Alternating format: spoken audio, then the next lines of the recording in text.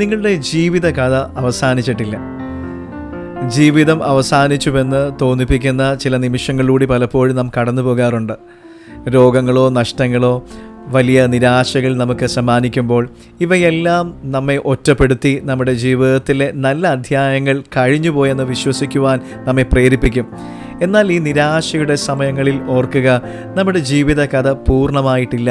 നമ്മുടെ ജീവിതത്തിൽ അനുഭവിക്കുന്ന ഓരോ തിരിച്ചടികൾക്കും അപ്പുറം നമ്മുടെ കഥ എഴുത്ത് പിന്നെയും തുടരുകയാണെന്ന് നാം അംഗീകരിക്കണം. ഇങ്ങനെയുള്ള നിമിഷങ്ങൾ നാം നിസ്സംഗതയല്ല, നമ്മുടെ ജീവിതത്തിൽ ദൈവം പ്രവർത്തിക്കുന്നുണ്ട് എന്ന് പൂർണ്ണമായി വിശ്വസിച്ച് നമ്മുടെ ജീവിതം വളരെ സന്തോഷത്തോടെ മുൻപോട്ട് കൊണ്ടുപോകണം. നമ്മുടെ മൂല്യവും ലക്ഷ്യവും നിലവിലെ സാഹചര്യങ്ങൾ കൊണ്ട് നിർവചിക്കപ്പെടുന്നില്ല എന്ന് എപ്പോഴും ഓർക്കുക. നിങ്ങളിൽ നല്ല പ്രവൃത്തി ആരംഭിച്ചവൻ യേശുക്രിസ്തുവിനെ നാളോളം അതിനെ തികയ്ക്കും എന്ന് ഉറപ്പായി വിശ്വസിച്ചുമിരിക്കുന്നുവെന്ന് ഫിലിപ്പിയർക്ക് എഴുതിയ ലേഖനം 1-4 കാണുന്നു.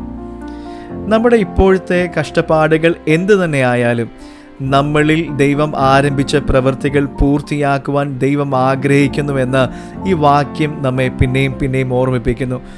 നമ്മുടെ ജീവിത കഥയിൽ ദൈവത്തെ അനുവദിക്കുക. എന്നാൽ നമ്മുടെ ജീവിത അനുഭവങ്ങൾ എങ്ങനെയാണ് ദൈവം അത്ഭുതകരമായി നമുക്ക് വേണ്ടി കരുതുന്നതെന്ന് ക്ഷമയോടെ കാത്തിരിക്കുകയും ദൈവിക പദ്ധതിയെ സ്വീകരിപ്പാനുള്ള നമ്മുടെ മനസ്സിനെ ഒരുക്കുകയും ചെയ്യുക. ഇത് നമ്മുടെ ജീവിതത്തിൽ പുതിയ സാധ്യതകളും കാഴ്ചപ്പാടുകളും തുറക്കുന്നു. കർത്താവോ വിശ്വസ്തൻ, അവൻ നിങ്ങളെ ഉറപ്പിച്ച ദുഷ്ടൻ്റെ കയ്യിൽ അകപ്പെടാതെ വേണം കാത്തുകൊള്ളും.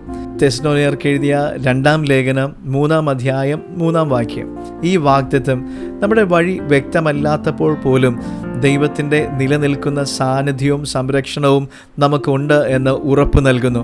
നമുക്ക് ബുദ്ധിമുട്ടുകൾ നേരിടുമ്പോൾ നമ്മുടെ ജീവിത കഥ അവസാനിക്കുന്നില്ല. അത് ഒരു ദൈവിക സ്ക്രിപ്റ്റിലൂടെ കടന്നു പോകുക മാത്രമാണ് ചെയ്യുന്നത്.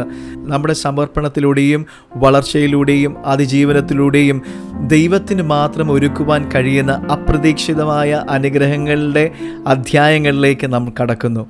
God bless you.